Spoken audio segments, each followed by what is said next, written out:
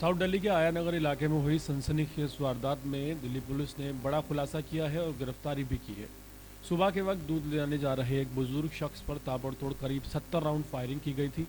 हमला इतना भयावह था कि शव का पोस्टमार्टम कराने के दौरान डॉक्टरों को 3 बार एक्सरे कराना पड़ा। इस जघन्य हत्याकांड ने दिल्ली पुलिस प्रशासन पर गंभीर सवाल खड़े कर दिए थे।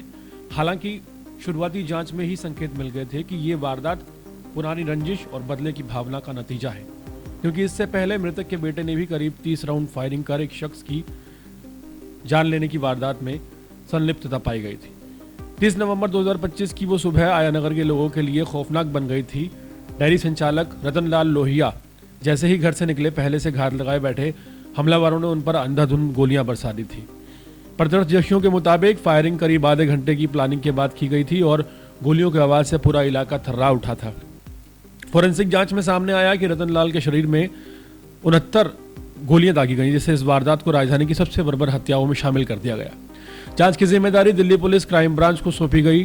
टेक्निकल जो तथ्य थे, सीसीटीवी फुटेज और मुखबिरों की सूचना के आधार पर पुलिस को ये समझने में देर नहीं लगी कि इस हत्या के तार कुख्यात रणदीप भाटी नीरज फरीदपुरिया गैंग से जुड़े हैं।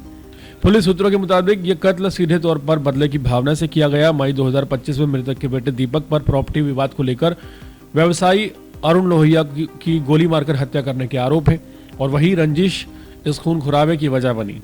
गुप्त सूचना के आधार पर क्राइम ब्रांच की टीम को पता चला कि वांछित आरोपी द्वारका इलाके में छिपे हैं। घेराबंदी के दौरान आरोपियों ने पुलिस पर फायरिंग शुरू कर दी और इस जवाबी कार्रवाई में दोनों बदमाश घायल हो गए और मौके पर ही काबू पा लिया गया। इस मुठभेड़ में एसआई रंधावा यादव की बुलेट प्रूफ जैकेट में गोली लगी, लेकिन सौभाग्य से उनकी जान बच गई है। गिरफ्तार आरोपियों की पहचान भी दिल्ली पुलिस ने की है।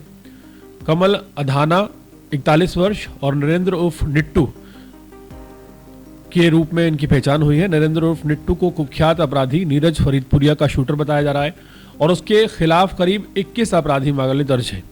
वहीं कमल अधाना की 7 से अधिक मामलों में संलिप्तता है और रठौड़ी भाटी गैंग की सक्रिय सदस्य माना जा रहा है।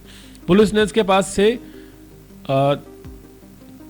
7.65 mm की आधुनिक पिस्टल और अलग अलग बोर के 29 जिंदा कारतूस, 5 खाली खोखे और एक चोरी की मोटरसाइकिल बरामद की है।